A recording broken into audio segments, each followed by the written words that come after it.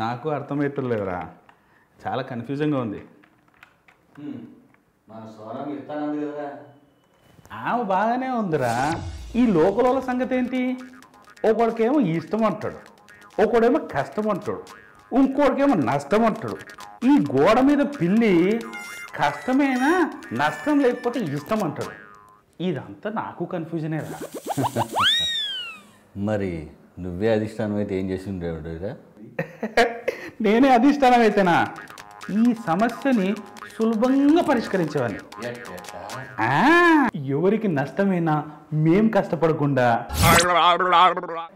ఎవరు కష్టపడ్డా మాకిష్టమేట్టుగా,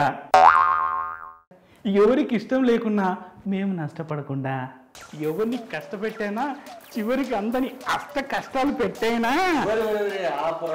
బాబు నిన్ను అడిగాను చూడు, వాళ్ళు పెట్టే కన్ఫ్యూజన్ చాలా బాగుంది. అయినా నువ్వు ఎక్కడం లేకుండా ఏం మాట్లాడదా? అంత కన్ఫ్యూజన్ నువ్వు చెప్పేస్తారు. ఇప్పుడే మన మనసులో మాట బయట చెప్పేస్తే జనాలు మాకు ఇచ్చేది చిప్పే, చివరికి జెండా ఎగరేయడానికి కట్ట కూడా మిగలదు. అందుకనే ఇలాంటి ఎదో ప్రశ్నలు అడక్కు. మీతో అంతా జెండా తెర మీద చూడు, ఇక్కడ కాదు అక్కడ చూడు.